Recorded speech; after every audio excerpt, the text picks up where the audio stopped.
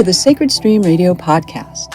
I'm Laura Chandler, and on this episode, I talk with Christopher Tait of Passenger Recovery and the band Electric Six. Chris has been with the successful rock band Electric Six since 2002 and has earned a gold record among other accolades. Sober since 2011, he formed Passenger Recovery in 2016. Passenger is a small nonprofit based in Detroit that helps sober artists and crew connect with recovery resources while on the road.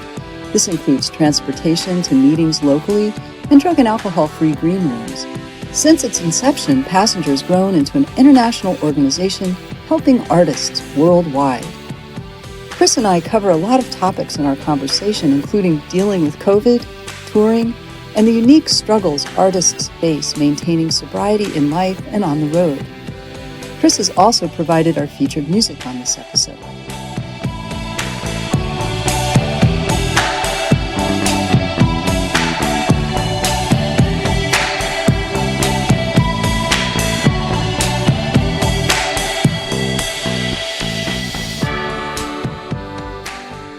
I'm Laura Chandler, and I'm here with Christopher Tait of the band Electric Six and one of the founders of the nonprofit Passenger Recovery, an organization that helps sober artists and crew on the road with resources for maintaining sobriety.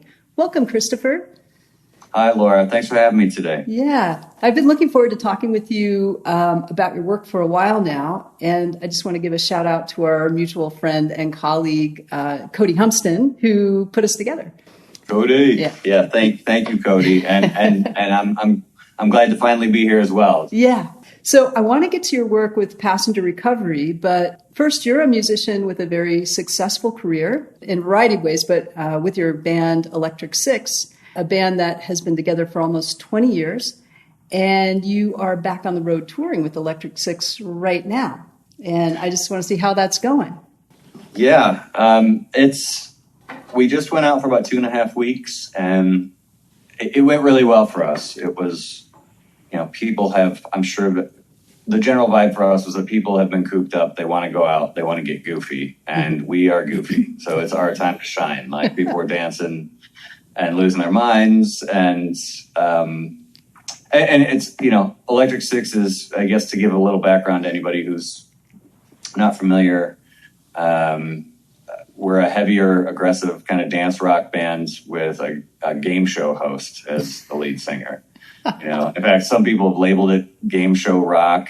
He himself has said that we are somewhere between, like, if Kiss met Devo. He's also said we're music for people who don't like music, who don't listen to music. So. Oh, wow. If any of that is intriguing to you, please check out Electric Six. That's great. So how has it been kind of getting back from COVID? I mean, creative performers, musicians have really been hit hard, sidelined really in their careers. And so now we're sort of coming back. You're able to tour, opening up a little bit more and more. So how's it been for you, and what's it like coming back after all this?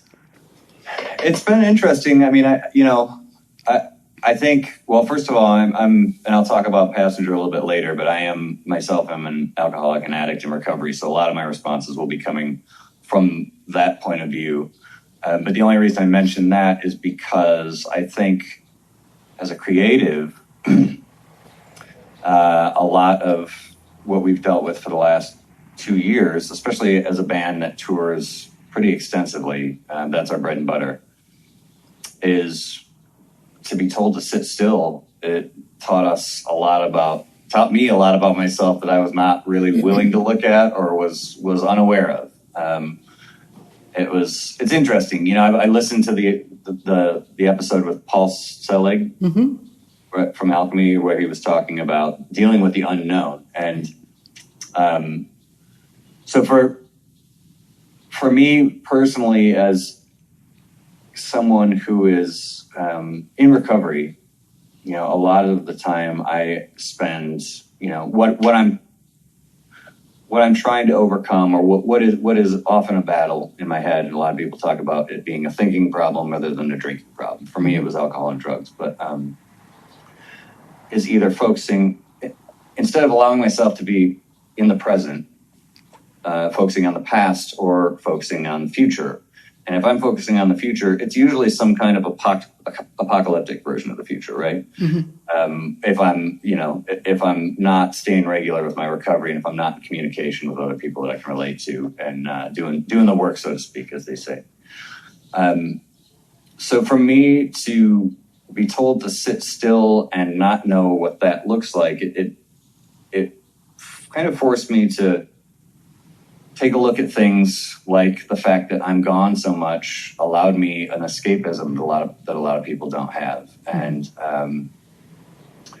I used to be obviously, probably given what I just said, a kind of a good time Charlie party person. And now I am as domestic as it gets. We have 2 dogs. I've been married for a few years. And, I also would leave town. I'm usually gone about half the year. And so, being told to sit still was like, okay. It was like kind of a staring competition in the mirror. And instead of just being constantly on the move like so many people in our industry are, it forced me to take a look at, I guess the true self versus the false self thing. Because I think a lot of people in the industry, whether it's an artist or a crew or whoever, they kind of button up with what they consider their uniform and their exterior shell and who they are in that role, whether it's an artist or a roadie or whatever. And for almost 2 years, we were not only stripped back from that, but it was a constant waiting game. We were putting shows up online that it was almost guaranteed that they weren't going to happen, but the hope was that people would buy tickets, and then we would honor them when things finally opened back up. And it was half just to keep a face and a presence and remind people we were there. And it was also in hopes that the next tour might be the one where we could go out again. So I guess to make a very long way of rounding about that question, it was great being back on the road, but it was also challenging because accepting the moment that I am in right now is something that doesn't come natural to me, and hope and having a positive outlook on the future. And even having just had 2.5 weeks of touring, which was great under our belts, obviously things are starting to change again. And so what we thought would be another month of touring that's supposed to happen in a couple weeks is completely up in the air. We just have no idea because we're heading west this time, and it's just, you know what I mean? It's still, I think in my head, I had convinced myself that there was a finish line to this. Yeah. Because I'm so good at that. It's just like my sobriety. It's like, if I just get to that finish line, I'll be fixed and I won't have to do this work anymore. Instead of looking at it as an opportunity to grow, which is the goal, is really to constantly change, right? But as far as the pandemic goes, I kept waiting for a finish line. I think once we hit the road, I had convinced myself that it was over or something, or some version of that. And obviously it's not, and I can't look at it that way. So constantly being up in the air has been a real challenge, and we're still there. Yeah. I want to pick up on something that you said, and you may have answered it. You said you learned something about yourself. You realized some things about yourself in this lockdown. Well, I learned that I compartmentalize my time. So when I'm home from tour, I can be a great husband and a great family person. And then when I go out, I can be as selfish as I want to be. And so for 2 years, there had to be a balance, right? That balance is the goal for me as somebody in recovery constantly, whether it's, mentally. I've learned over and over again, before and after sobriety, that part of me is self-loathing and part of me is self-obsessed, and somewhere in the middle lies freedom. And, so I am putting forth an aggressive exterior, but I am whipping myself at the same time. That was me all over the place when I was drunk. Yeah. With life and work, there has to be some kind of a balance in order for me to stay sane, despite my tendency as an addict to lean into one or the other. If I'm working too hard, I turn it into a pity party. If I'm spending too much free time, I'm whipping myself for not working enough. It's like that kind of thing. There has to be balance in every form, in every facet of my life. I mean, even with as a creative, with creating music, the healthy way to do that, and I've shown myself this time and time again, but I always forget, is daily increments. Chip away at it, just like anything else. Work on something slow and steady.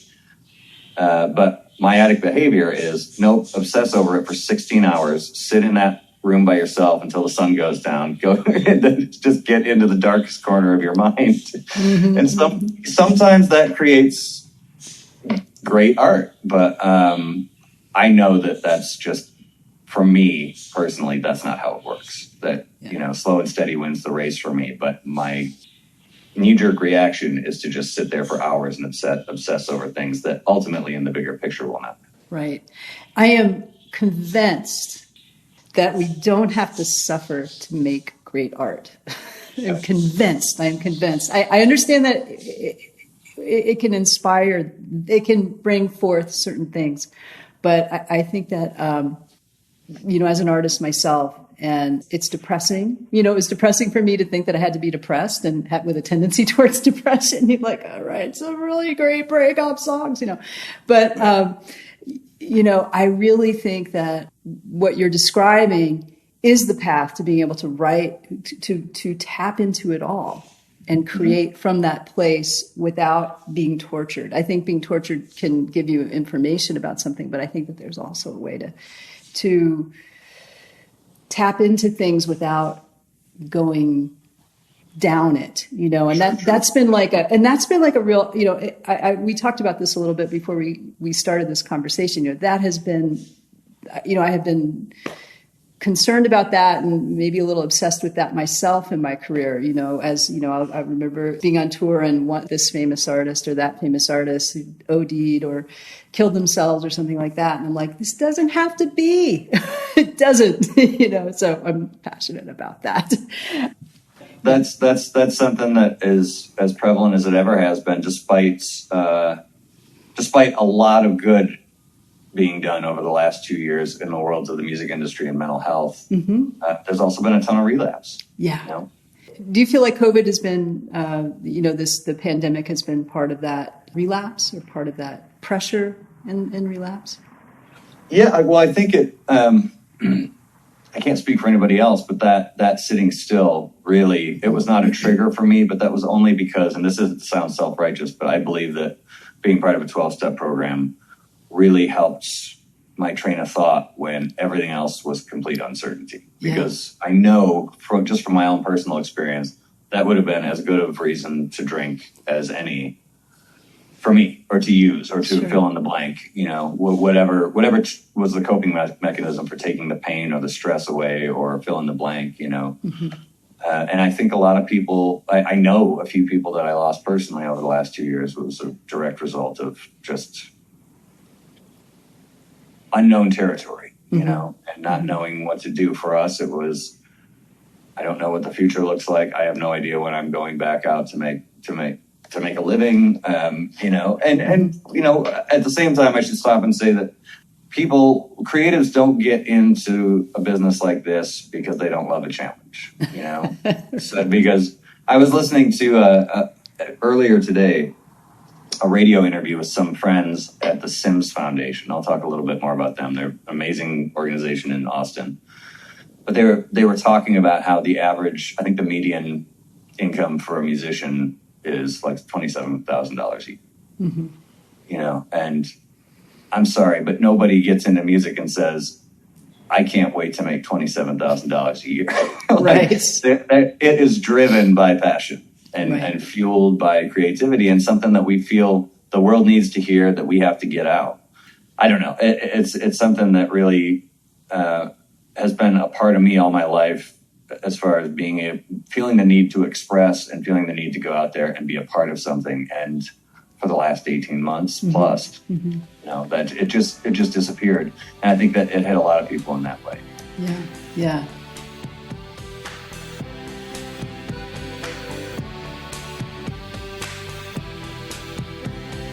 You're listening to the Sacred Stream Radio podcast with my guest, Christopher Tait of the band Electric Six and Passenger Recovery.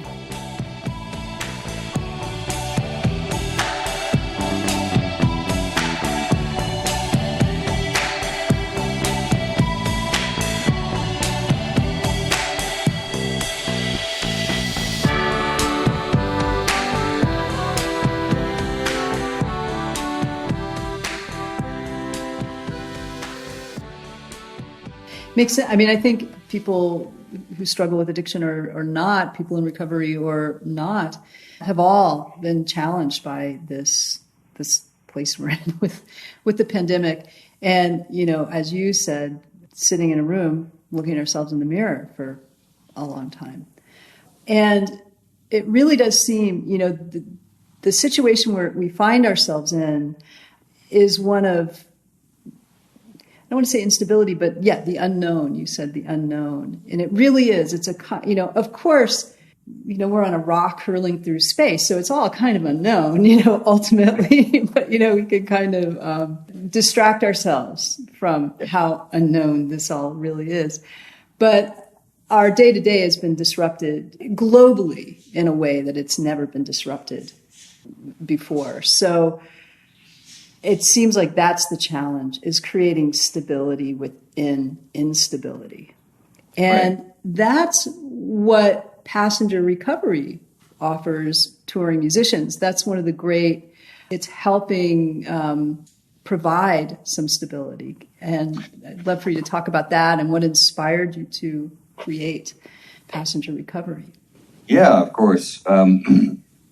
So Passenger is a small organization, nonprofit 501c3 that's based in Detroit. We have been here since 2016. And it's based on, it was based on my personal experience. So I had been with Electric Six and we've been on the road for about 20 years. As of this last April, 10 of them I have been sober. But for the first 10, it was pretty hardcore, just rock cliches, a lot of drinking, a lot of partying. And when I sobered up, it was after multiple treatment attempts and a few run-ins with the law. And I was checking all the boxes. I was telling myself still I didn't have a problem. And, my health was failing. There were financial issues. Everything around me was pointing to the fact that I had a problem, and I just couldn't deny it anymore.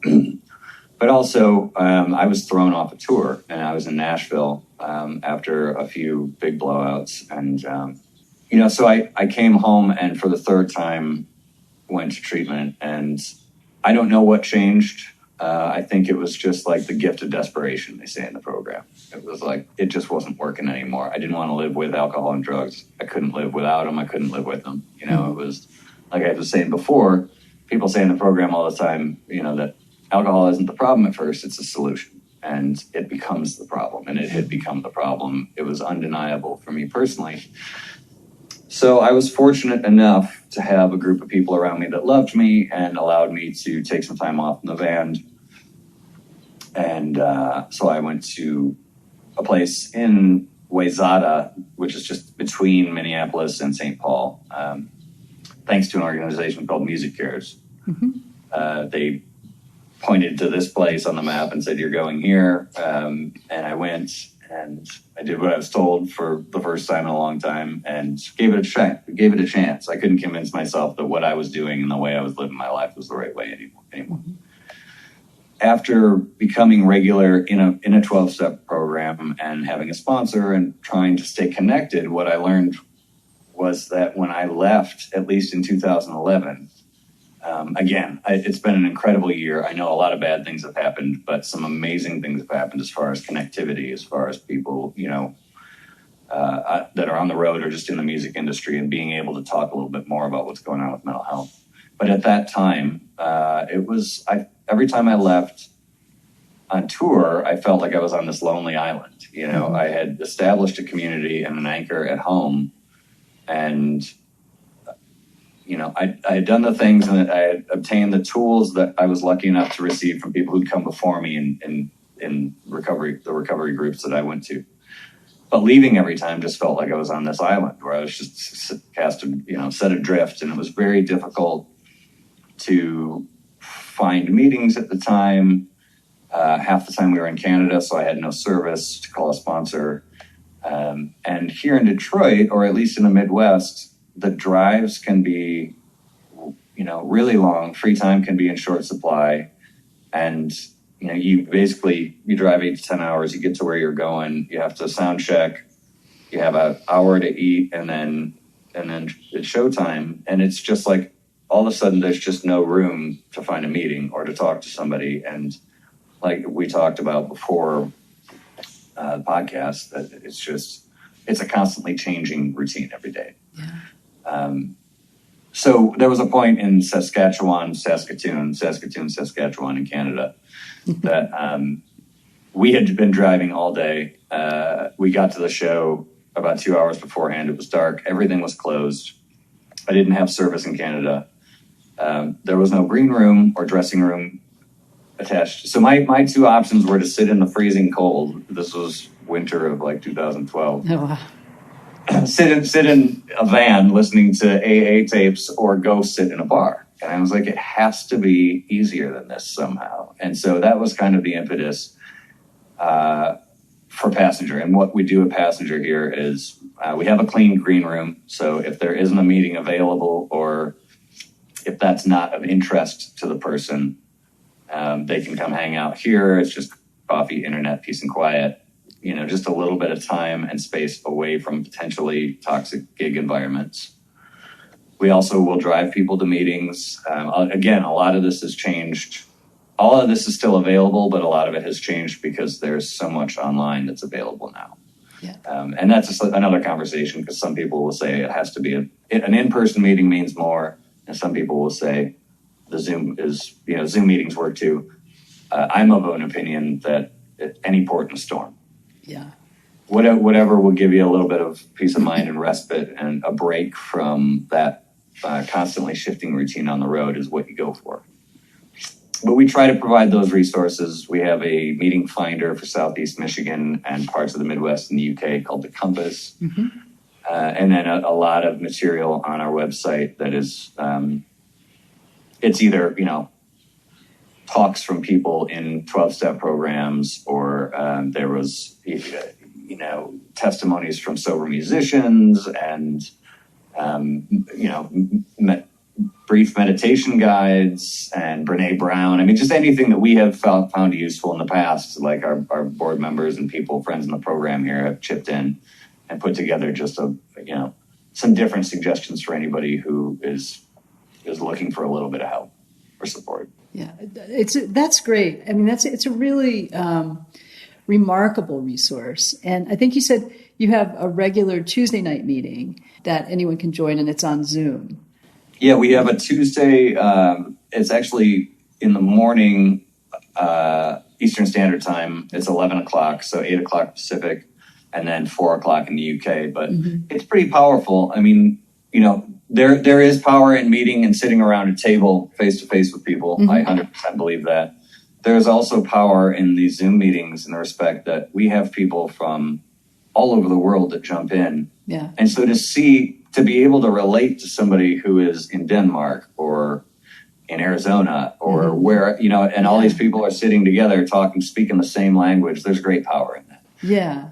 And I think that, the intention that it holds is so important. And I agree with you, any port in a storm. But I actually think that the Zoom format is surprisingly effective and helpful. It absolutely saved my life during the pandemic, no question. Yeah.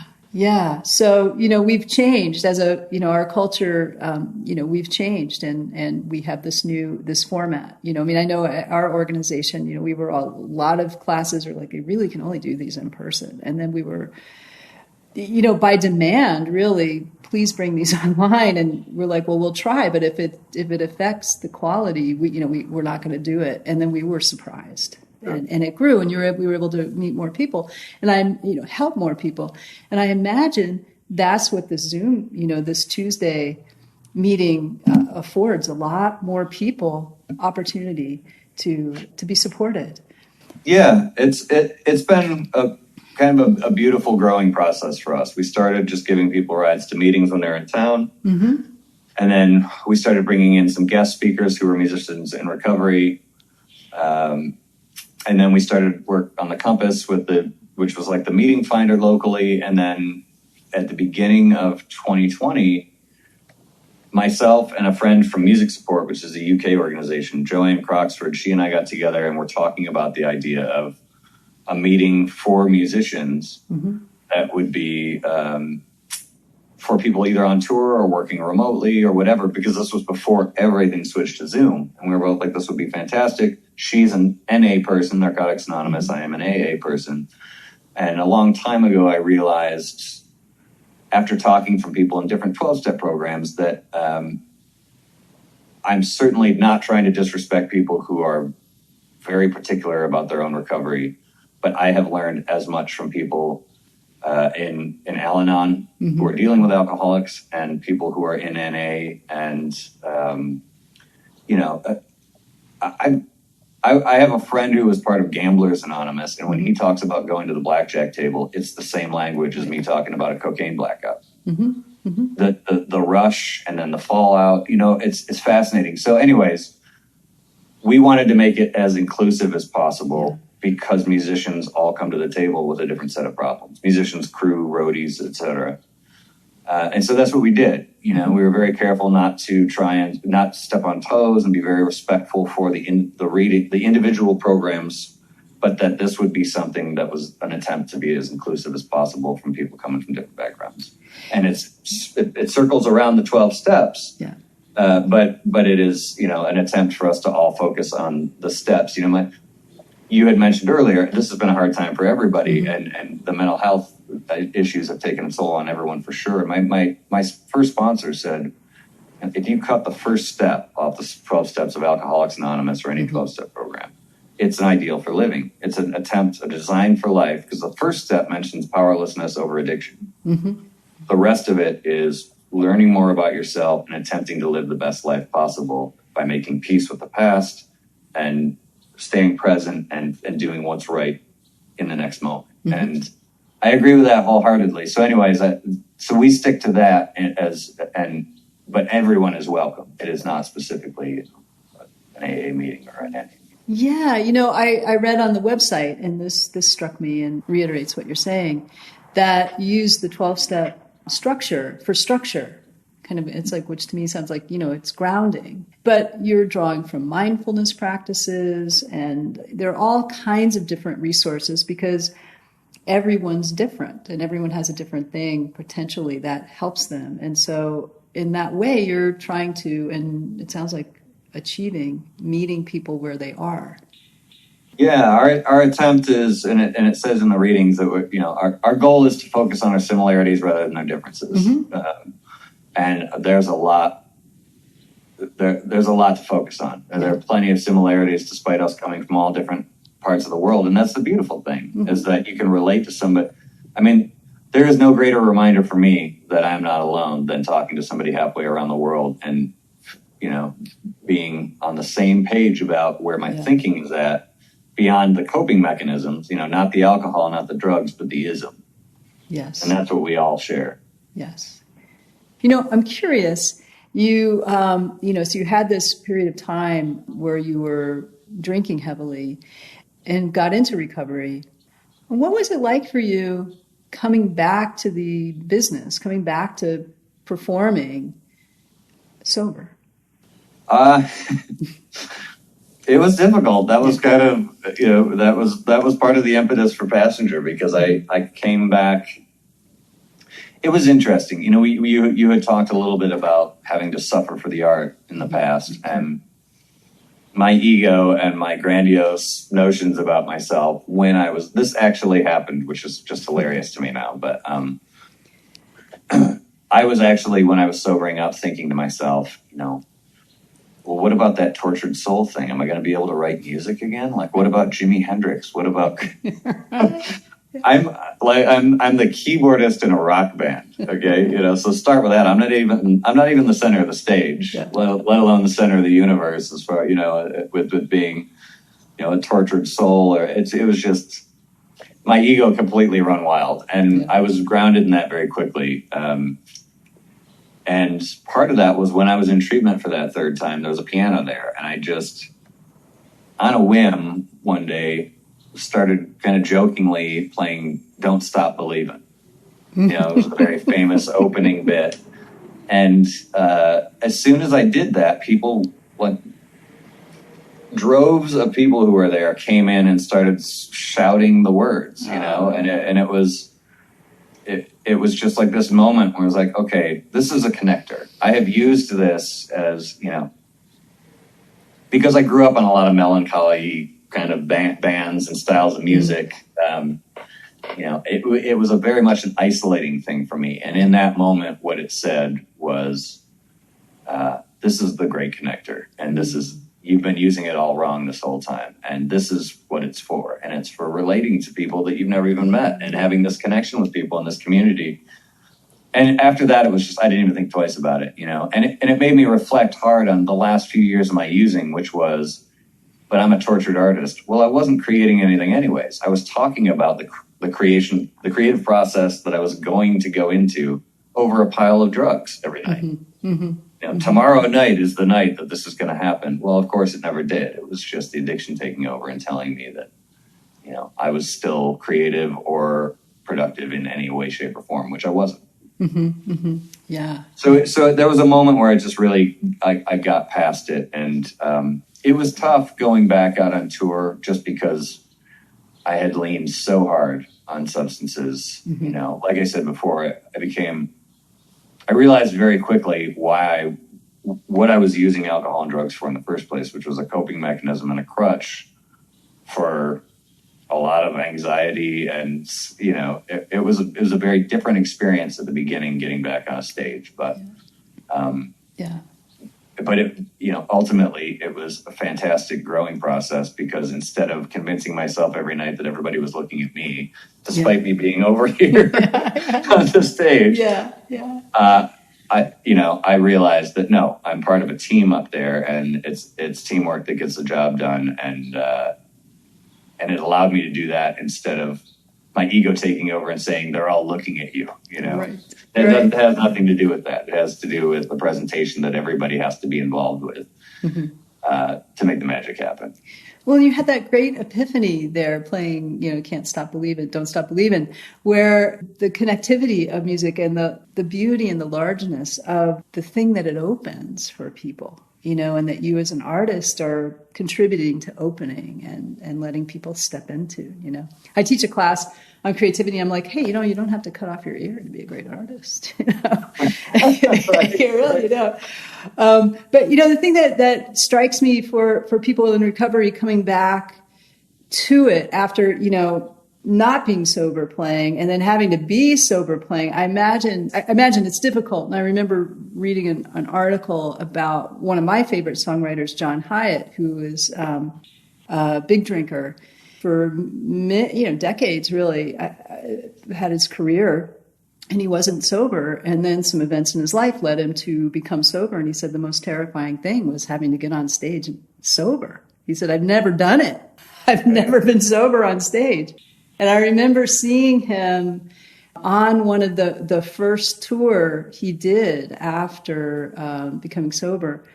And it was the best show I'd ever seen. It was he didn't miss a beat and was better. He was better. So, I just think that was like, I was so happy that he made it, right. And then he had a better career. Like his next couple of albums were more successful than anything he'd done previously. So, and that's a great point too, Laura. It's our perspective can be skewed, and for sure. I remember talking about the first time I met up with an old friend who was a music journalist in England. I said, I felt like I was stumbling over my words, and I said, hey, I'm really sorry. I'm kind of freaked out about even having this conversation. Despite knowing you for 10 years, I just feel like I don't know where I'm going with it. I just don't have the lubricant that I had. And her response was, you're overthinking it. The reality of this situation is that I could barely understand what was happening with you for the last few years. Every time I saw most people, every time I was outside of my house, it was, I was pretty hammered. And so that was kind of part of it. And that, remembering that discussion pushed me forward to talk a little bit more with people in the band and just friends in general about what my perspective was on things and the reality of it. And then, even talking to the folks in and around the band, Yeah. I was of a mind that I was very rigid on stage, and the reality and the feedback I got was, no, you're actually playing the songs. Yeah. Congratulations, you're flourishing. This is what you think was happening before the giant rock epiphany was really just scattered garbage. So that's interesting. And I imagine anyone who's listening to this, that's a really hopeful message. It's like, oh, it can be better, when I'm sober, and that there's life after the party. And that's another issue, I think, with the whole culture, that it's a party culture, and it's a little bit of a defiant culture, so, and it's a little bit on the young side culture where everyone's kind of partying. So then we develop these habits, that don't serve us and in our party time, and then carry them forward, as we grow, or don't grow, as it were. Right. I mean, one of the most beautiful moments for me through this whole process with Passenger and watching it grow was, like I said before, growing up, I was a big fan of melancholy stuff. I grew up an hour outside of Detroit, just outside of a town called Hell, Michigan. I did not relate to anybody, and then I started stumbling on bands like The Cure and Joy Division, and just really, really kind of grim, beautiful but grim stuff. Right. And as a kid, I felt like this distant voice that was not of some other world was reaching out to me, and I was making that connection. Mm-hmm. And as I grew up and as I sobered up, actually, what I realized was that had a time and a place in my life, and it was absolutely beautiful, and it was the connection I needed. But I, like, going back to what you had said, I don't feel like I need to suffer or be in that state of mind to create the way I do now. And a few years ago, Lawrence Tolhurst, or Lowell Tolhurst, who was an original member, one of the first 3 members of The Cure, wrote a book about sobriety. And he came here and actually not only talked to some fans in Detroit and did a book signing at a record store here, but he ran our AA meeting. It was unbelievable. And it was one of the first major events we did here. And it was just so full circle, you know what I mean? Yeah, it was cool.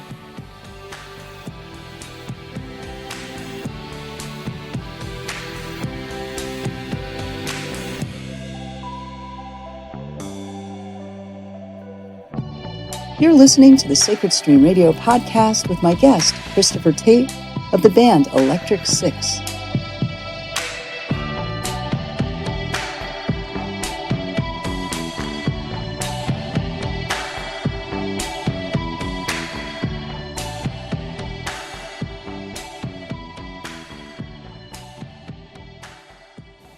And what are your hopes for the future with Passenger?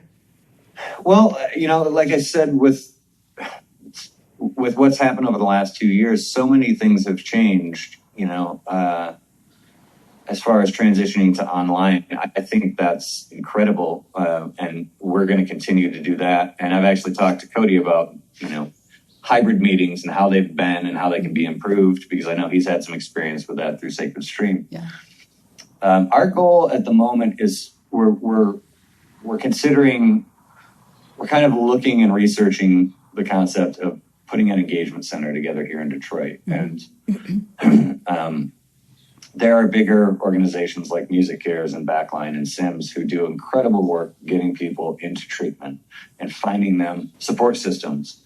But for those on tour, I still feel like, for me, those kinds of organizations saved my life. Maintenance in 12-step programs and doing that kind of work has allowed me to keep it. And being on tour, that maintenance sometimes kind of becomes difficult. So our goal has always been to keep the lights on for people who are coming through the Midwest, and to be part of a network and try and give people a little bit of reprieve while they're coming through here, as kind of feet on the street for people who, And so we've been researching the idea of maybe putting together an engagement center that would have a permanent green room, but also have local programming for artists who are, curious about sobriety, and not just that, Narcan trainings, and Girls Rock Detroit. There's so many great music programs that are happening right now that we would love to be getting involved with, that I think would really be beneficial to inner city kids, and that's where we're based. That's great. And to give people a little bit of background, and also for people to know that there is this place that, when I was going into treatment, if I hadn't had somebody basically pointing me in the right direction, saying, this is where you're going, you're going to be here for this long, and then when you get out, you need to plug into these support systems. A lot of people are scared to even get that far in the process. And so one of our goals, along with helping people who are coming through town looking for support, is to be there to answer questions. Yeah. These people can help you. This is what will help you as far as getting through treatment and then aftercare. And, we are not a treatment center. We're professional musicians, but we can point you in the right direction based on experiences. That's great. That's really great. Well, it's really exciting. And I'm so happy to know about you guys and to know that there are people in the world who are caring for musicians who need help. And I'm wondering, do you have a message? Is there something that you would say to people who are struggling right now, particularly artists who are struggling? I guess for artists, I'm thinking with duality here, as somebody who's sober, like the AA person and the musician are both thinking simultaneously. Not, and so my head is the usual mess. Yeah. As somebody who's sober, I would love to. One of my favorite quotes is, as somebody who's in the program, is, just because you got the monkey off your back, that doesn't mean the circus is left out. And as when applying to this, what that means to me is that, things will ebb and flow. We've been through some really hard times. It doesn't mean you have to drink over it. And there's this whole underbelly that needs processing. And that's kind of our mantra, or at least one of my favorite quotes when I'm applying to Passenger is, as we've discussed before, it's the substance use is the coping mechanism for so long, and what's underneath it is the real issue. But there's hope, and there's a way forward. And those support systems exist with a little bit of research. I mean, I've had friends who in a program, and when I say program, I mean AA. I've had people who've quit drinking through that. I've had people that I know who have quit or tapered off with harm reduction as far as usage. One friend of mine just started going to the gym every morning. So we're not here to try and tell people how to quit. We're just interested in helping people with what works for them. Yeah. And as a musician, I would say we've come this far. I mean, as somebody who's dealt with uncertainty for 18 months, I believe that when live music comes back, it's going to be bigger and better than ever. We've already got a little glimpse of that. Yeah. And I'm really looking forward to that time when things feel right, when responsibly things feel right as far as putting on shows and being able to coexist and have those connections again the way we had them in a previous world. It seems like I get so caught up in what's going on in my head as far as, is this the right time? Is it going to happen tomorrow? Is it going to happen tomorrow? And when I look back on the time that I've had at home, I mentioned escapism earlier and figuring out who I really am when no one's watching and when the lights go out. And there are two ways to think about that. I can think of, oh my gosh, this is what I was born to do, which isn't the case. I was fortunate enough to be part of a band that's been relatively successful. I've always loved music. Sometimes those things don't always translate. But, I can feel like I missed out on this time that was mine, which is an incorrect way of looking at it. Or I can look at the beauty of the amount of time that I had at home and the way my relationships have progressed with my family and the things I've been allowed to do for the first time in 20 years. I have not had this amount of time at home since I was in my early 20s. I'm 44 years old. It was a real time of change and growth and difficulty. Yeah. But a time that, I'm so grateful to have had. Yeah. That's great. That's great. Well, Chris, it's been really great getting to talk to you and getting to know you. And I hope we'll stay in touch and you'll keep us appraised of what's going on with passenger recovery. I know I love partnering with you guys in whatever way we can. If there's anything we can do to support you, we would like to do that. I would love to ask you a question right now. Speaking of partnering, that I feel that the people we share this with could benefit from. Sure. As we talked about a little bit earlier. We talk a lot about prayer and meditation and things to calm ourselves and empty our heads. Mm-hmm. Obviously in the program, but now in general, as far as mental health and the music industry and trying to stay on the right side of things, so to speak, especially as things open up and people hit the road. So as somebody who is gone a lot and is sometimes limited to very small amounts of free time at any given time, would you suggest either a process or a form of meditation? What works for you, and what would you suggest for somebody who is, who's moving a lot? When you say a process, what do you mean?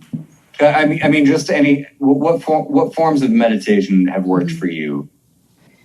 Yeah, well, I think you described it correctly, that different things work for different people. And also that the addiction is the symptom. And I think we are in a culture that is addicted to distraction. Mm. And alcohol and drugs are they're a distraction. They distract us from reality. And that our culture does that. We are focused there. And so when we have like a difficult emotion coming up, we tend to, I'm generalizing here, but I think as a culture, we tend to go, ooh, oh, that doesn't feel good. Hey, what's over here? Oh, that's a nice car, or I'm going to watch this TV show, or I'm hungry. So we habitually distract. And maybe some of our distractions are more harmful than others. But I think that if we're coming to an understanding that it's okay to feel what we're feeling and to take, and I'm talking about mindfulness practices now, but it doesn't have to be a formal Buddhist practice. Some of the philosophies of Buddhism have become adapted into our culture. That's the upside to it, is just being present with what's coming up. It's easy to be present with something that's pleasant, but it's hard to be with something that isn't initially pleasant. But when you develop the habit of sitting with it, like letting yourself sit with it, and then bringing whatever tools you need to be able to do that, then you actually learn something usually. There's something to that. It's usually just trying to get your attention to say, hey, I've got a message for you, And then when you sit with that, it shifts. I struggled with, I didn't even realize I struggled with depression, but I did. I had a cyclical kind of depression all through my days as a musician, and starting as early as probably 12. It's just like, the world is terrible. Oh my God, it's like, because it kind of is sometimes, it's not the greatest place all the time. And so when I finally learned to be with it, instead of like, sometimes I'd feel it coming on, like, oh no, my God, oh no, oh, and then you get hopeless, like it's always going to happen. And then it would last a long time, as opposed to like, I'd sit with it, and within, instead of a week or days, it would be a couple of hours and then I'd feel better. So that was kind of the beginning of me kind of looking within and seeing my interior as like a world I needed to explore rather than be distracted from. But again, we don't have the same kinds of cultural supports in our society. We're developing them and we're learning about them and we're sharing them. We're like passenger recovery and, Sacred Stream, we share these things. But as a culture, we're teaching our kids to distract, and we're reinforcing that with each other. Right. So, my partner kind of coined this phrase, and she said, and I love it. She's like, well, consciousness is relentless. but it doesn't mean you can't have fun. So redefine your fun, right? Which wolf are you feeding, right? Right. It's which form of consciousness are you choosing to live in? I think creatives, they're sensitive. And one of the classes that I teach is really about like embracing that, in its sort of larger capacity, that you're tapping into something much bigger than yourself rather than just yourself. And that shifts the ego, right? And it also opens you to this even more remarkable thing that's going on. Just staying, being willing to open to yourself and stay present with yourself. What enables you to do that, whether it's meditation, which would be kind of just breath meditation, quieting the mind is sort of the initial shamatha meditation, where you just are really watching your breath or watch as a thought comes, letting it go. As a thought comes, letting it go. That's actually developing a muscle. Okay. And when you develop that muscle, you actually start being more present. People in our culture, again, we're a little bit like, I've got to be the best meditator. I've got to, I had the great meditation, an hour. I was like, no, just like be reasonable and expect that you're going to keep having thoughts. But that's the exercise. It's a workout. It's not an accomplishment. It will be an accomplishment, but you're developing the muscle and you're just doing a workout. And then you'll have more capacity to then sit with what comes up. Then this would be like another form of meditation, insight meditation, really where you're paying attention to what's coming up, and then it sort of unpacks. You start to get more insight into what that is. And, I think once you have a taste of that, once you have a taste of consciousness in that way, it can feel daunting, like, oh, it's so much work, I should be done now. No, you're a human in a body. It's not, unless you're Buddha or maybe Jesus, it ain't done. But when you realize that it's just the practice, and some days you're going to do better than others, like with the workout. Some days the workout's going to feel great, and some days the workout's going to, do I really have to do this? But something hard comes, right? And how you use your tools to navigate it. We spent a lot of time with COVID just helping folks, just remind them that this is just a practice. This is just an opportunity to practice. Right. Nobody knows what's going to happen. And I think the people that were practicing being present with what was coming up for them in those challenging moments of not knowing and being afraid, and that ultimately is, I think, just part of being human. Sure. And that's the actual work of being human. If we look at it as a finish line to shoot for, we'll always be disappointed. Yeah. If we look at it as an opportunity to grow, mm-hmm. and it's exactly that. It's a beautiful opportunity to never be fixed and to move forward and flex that muscle, right? Right. And I would add, it's normal. That is what's normal, is that there are difficulties in life and there are joys in life. And the difficult, when we struggle against the difficulty, or we're mad about the difficulty, or we think it should be different, then it's more difficult. I'm not saying to like passively accept and go, oh, the universe is sending me this. I'm not saying quite go there, but to sit with it's like, wow, this is hard. Okay, it's okay that it's hard. What do I need? And internal resources are key. I will say that internal resources are key. So I would love to talk more with you I would love to do a class for you guys, or offer you something to give you guys something we can maybe. That would be awesome. I would absolutely love that. Yeah. Well, this has been really a pleasure, Chris. Likewise, Laura. Thank you so much for your time. It's been great talking to you. Oh, thank you. And we will we'll stay in touch. Absolutely. Thanks again. Thank you.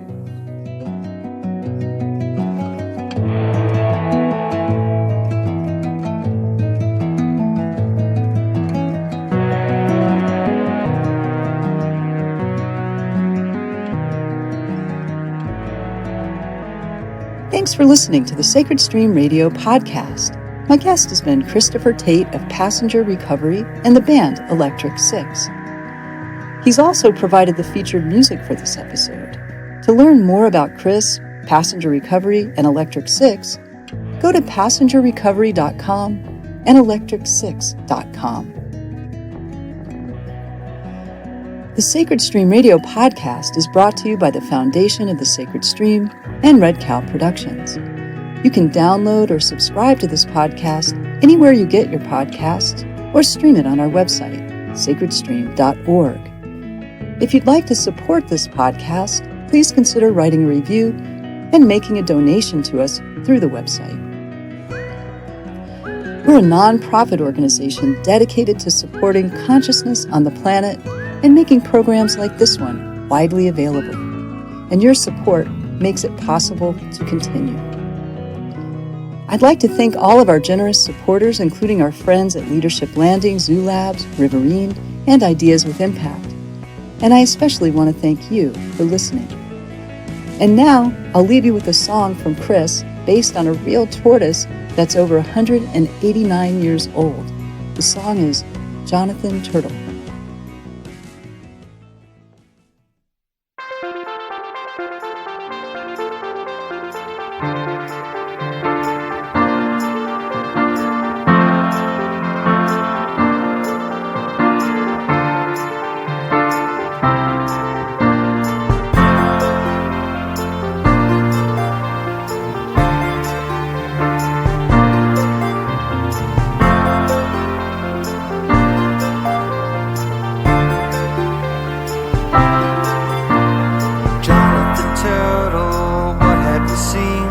Have you seen us rise up from our elbows and knees? Did you see the world spin as we got on our feet?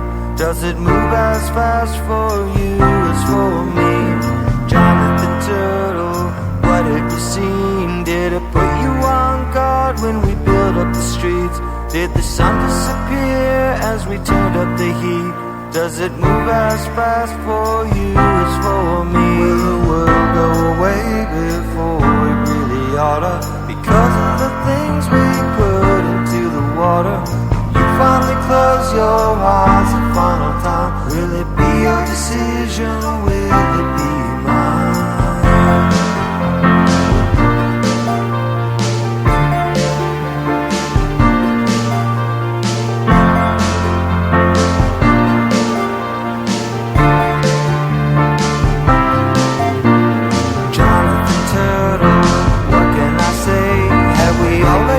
Down at the end of the day, have we rattled the world like a fatal disease?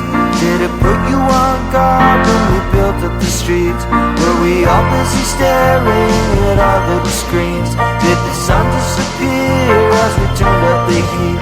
Have you seen the world slow to a stop in defeat? Does it move as fast for you as for me?